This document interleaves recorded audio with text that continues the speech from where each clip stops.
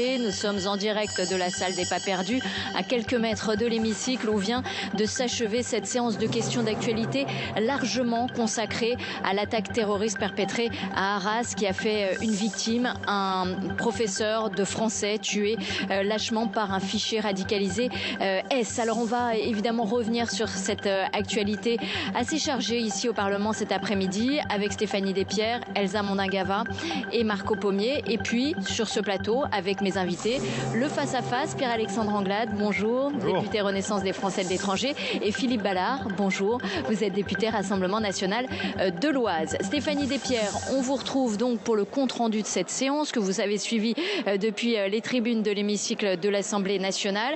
Une séance marquée par de nombreuses questions sur l'attaque terroriste d'Arras qui a commencé par une minute de silence. Oui, séance qui a commencé dans le recueillement. Yael Braun-Pivet a d'abord rendu hommage à Dominique Bernard, assassiné vendredi à Arras, et à Samuel Paty, tué il y a 3 ans. S'attaquer à l'école revient à défier notre République tout entière, a dit la présidente de l'Assemblée nationale, avant d'exprimer également sa solidarité aux Belges et aux Suédois visés par l'attentat hier à Bruxelles. Puis, vous l'avez dit, le temps s'est arrêté dans l'hémicycle. Tous les députés ont respecté une minute de silence. Alors Stéphanie Despierres, après le recueillement, c'est la Première ministre qui a repris la parole. Oui, pour un hommage et aussi pour un appel à l'unité. La France est debout, la République est debout. Si nous sommes unis, personne ne pourra nous faire ployer, a dit la Première ministre. Longuement applaudi à ce moment-là sur tous les bancs du Rassemblement national à la France insoumise. Mais l'unité n'a pas duré. Quelques minutes plus tard, Elisabeth Borne répond à Mathilde Panot, la présidente du groupe insoumis, à propos de la sécurité dans les écoles. Et là, la Première ministre rend à nouveau hommage aux victimes tuées à Bruxelles, aux professeurs tués, mais aussi aux victimes de l'attentat en Israël le 7 octobre. Des attentats terroristes commis par un groupe terroriste, le Hamas, insiste la Première ministre, qui fustige ainsi à nouveau et avec une virulence assez rare les positions de la France insoumise dans ce conflit au Proche-Orient. Elle lance les voix de la France insoumise manquent à l'unité nationale. Des propos qui déclenchent une salve d'applaudissements, mais cette fois la gauche n'applaudit pas. Toute la NUPES reste les bras croisés. Merci Stéphanie Despierres, et vous venez d'en parler. On va revenir bien évidemment sur cet échange tendu entre Mathilde Panot et la Première ministre. Je vous propose d'abord de le réécouter. Depuis le 7 octobre, les voix de la France insoumise manquent à la condamnation unanime de la barbarie terroriste. Elles manquent à l'unité nationale. Vous avez tenté de justifier vos ambiguïtés. Mais ce matin, la réalité est apparue au grand jour. La justice est saisie, elle tranchera.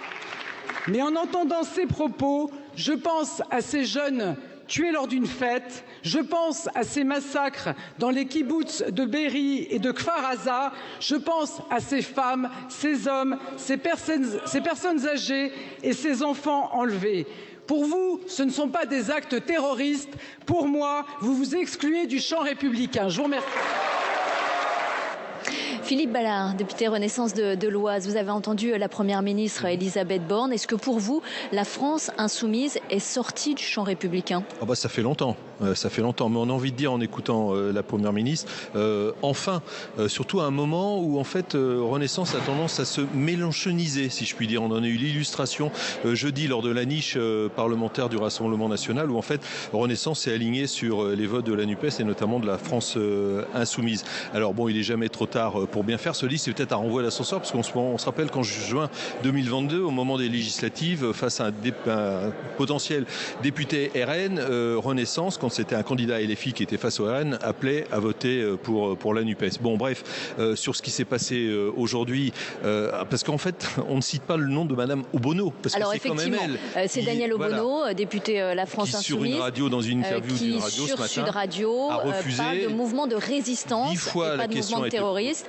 Elle est poussée dans ses retranchements par le journaliste qui, effectivement, et elle parle d'un mouvement de résistance à propos du Hamas. Donc, Gérald Darmanin a saisi la justice et pour apologie au terrorisme. Ouais, et c'est la moindre des choses. Donc, on voit où se situe la France insoumise. C'est pas un mouvement terroriste, le Hamas pour la France insoumise, c'est un mouvement de résistance. Mais en fait, c'est pas vraiment une surprise, hein. Vous savez, il y a des députés de la France insoumise qui avaient manifesté il y a quelques années, non loin du Bataclan, dans une manifestation visant à lutter contre la soi-disant soi-disant islamophobie de la société française en criant Allah Akbar. Ça en dit long quand même sur la France insoumise.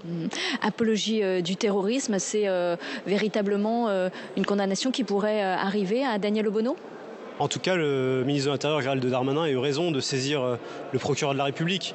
Parce qu'il y en a assez des provocations incessantes des députés insoumis qui, depuis 1 an et demi maintenant, et même déjà auparavant, s'opposent aux valeurs de la République, s'opposent parfois aux lois de la République. Et en faisant l'apologie du terrorisme ce matin, Daniel Obono a démontré une fois de plus ce qu'était la nature profonde de ce mouvement, c'est-à-dire un mouvement qui se met hors du champ républicain, comme l'a souligné la Première ministre. Et donc moi, je salue la décision du ministre de l'Intérieur de saisir la justice parce que ça suffit.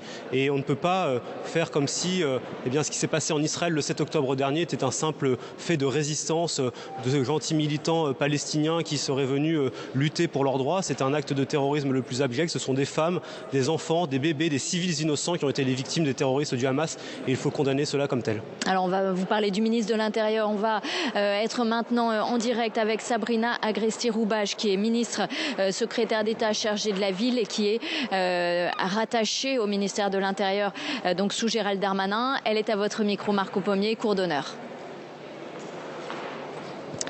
Oui, Brigitte, Sabrina Agresti-Roubache, au gouvernement, vous dites qu'avec le projet de loi immigration, vous pourriez expulser plus facilement les personnes qui menacent l'ordre public. Marine Le Pen, elle, tout à l'heure, a dit dans l'hémicycle, l'assaillant d'Arras, il aurait déjà pu être expulsé sans cette loi. Qu'est-ce que vous lui répondez ?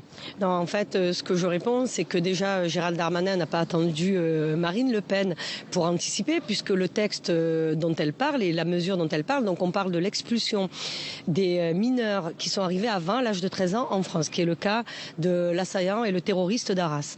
Donc on ne l'a pas attendu, le ministre de l'Intérieur ne l'a pas attendu. Ce qui s'est passé en réalité, et juste pour recontextualiser, c'est que la famille était expulsable en 2014, mais expulsable déjà depuis son arrivée.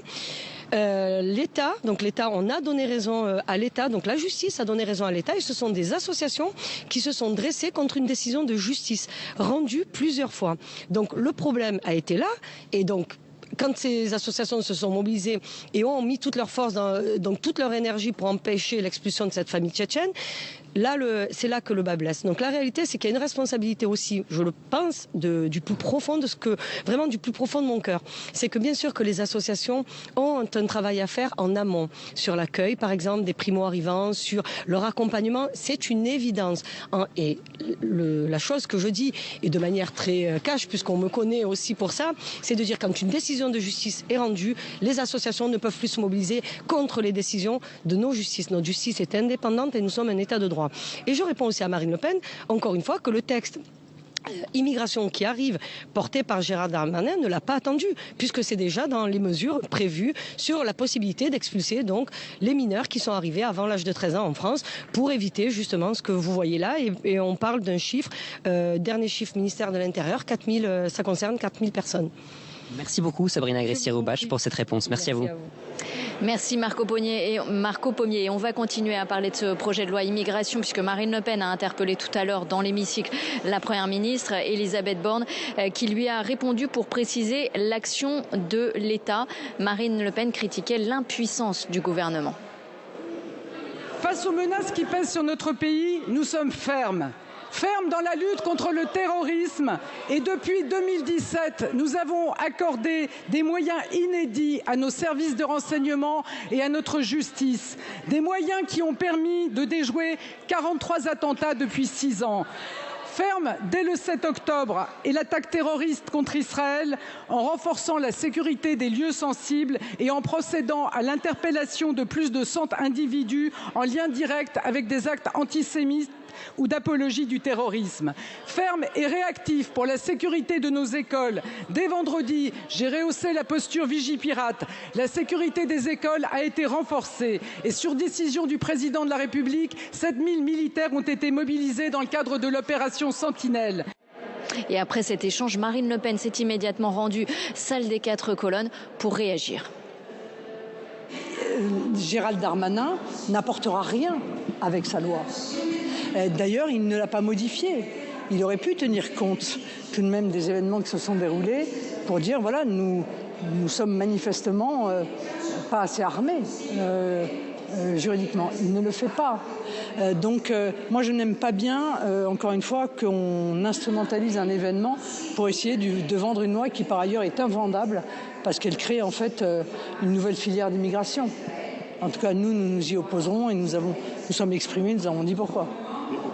Pierre-Alexandre Anglade, vous venez d'entendre Marine Le Pen. Elle dit que ce texte est invendable et que finalement il ne réglera pas le problème. Est-ce qu'il est vraiment nécessaire? On a eu 29 lois depuis 1980. Est-ce que ce n'est pas une loi de plus? Je crois que Marine Le Pen devrait faire preuve d'un peu de dignité. Parce qu'elle n'a à la bouche que le mot d'unité nationale, et lorsqu'il s'agit de montrer de l'unité et de la cohésion dans un moment difficile pour le pays, un moment où un professeur de français a été assassiné par un terroriste islamiste, elle joue cet après-midi le jeu de la division. Et on parlait de la France insoumise en disant tout à l'heure qu'il était vraisemblablement sorti du champ républicain. Manifestement, Marine Le Pen n'y est toujours pas rentrée et elle reste à la marge de ce champ républicain en jouant la division. À un moment donné, nous avons besoin d'unité. Sur le texte, ce projet de loi immigration, en quoi il aurait pu éviter, par exemple, le drame d'Arras? Répondre à des situations bien précises. Vous savez que depuis 2017, le ministre de l'Intérieur a expulsé 900 étrangers radicalisés.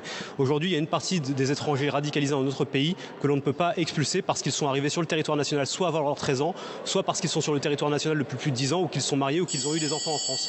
Et bien, avec ce projet de loi, nous levons ces restrictions qui empêchent aujourd'hui d'expulser. Nous proposons aussi de réinstaurer la double peine. Encore faudrait-il qu'il soit expulsable, ce qui n'était pas le cas de cet attaquant. Parce qu'il était arrivé sur le territoire national avant ses 13 ans. Mais parce qu'il n'avait pas commis de délit, il n'avait pas été condamné. Il commis de délit, mais demain, si nous modifions le texte, eh bien les textes de loi, nous pourrons expulser plus facilement ces étrangers radicalisés. Donc il n'y a pas de baguette magique, mais il y a des textes de loi qu'il faut modifier, et c'est cela que nous proposons aujourd'hui avec le ministre de l'Intérieur. Alors demain, si le texte de loi est voté, ce projet de loi immigration qui arrive au Sénat le 6 novembre et puis en décembre à l'Assemblée nationale, Philippe Ballard, on pourra expulser une personne qui est arrivée sur le sol avant ses 13 ans. Est-ce que ça, vous pensez que c'est de nature à véritablement changer notre politique et à améliorer la sûreté de l'État? Alors, déjà dans le cas présent, ça aurait été possible de l'expulser. Article 631-3 du Code de l'asile, parce qu'il y a des exceptions à cette règle. Effectivement, si vous êtes arrivé avant 13 ans, en l'occurrence, il était arrivé à 5 ans, on ne peut pas être expulsé. Sauf, il y a des exceptions, si on se livre à des actes de terrorisme, si on appelle à la haine, etc. etc. Ce qui n'était pas le cas pour... Pardon, mais quand on voit le frère qui veut attaquer l'Élysée, quand le père est expulsé, mais qui revient quand même, cerise sur le gâteau. Oui, mais le fils n'est pas condamné pour mais le procureur, les problèmes du père. Moi, j'ai écouté la conférence de presse du procureur, dit depuis longtemps, il crie sa haine de la France. Il a des propos qui flirtent avec Donc vous pensez qu'il y avait suffisamment d'éléments qui auraient permis l'expulsion? La DGSI le surveillait. Il avait été interrogé la veille par la DGSI. Mais qui n'avait pas trouvé moyen de l'interpeller. Il y avait un faisceau de faits il aurait dû être expulsé. Il y a quasiment 5000 fichiers FSP et RT, dont la moitié sont des étrangers. Mais que font ces gens-là sur le territoire national? Et on pourrait rajouter tous ceux qui sortent de prison qui sont étrangers, en ayant commis des crimes et des délits. Il y a 25% des personnes détenues en prison qui sont étrangères. Mais après la prison, ça doit être l'avion. Donc il faut de la volonté politique. On n'en a pas. Ça fait 6 ans que M. Darmanin, que M. Macron, Édouard Philippe, Mme Borne sont au pouvoir. Tous les illégaux sont renvoyés chez eux? Tous ceux qui, déjà les FSPRT, qui sont étrangers, doivent être expulsés. Voilà.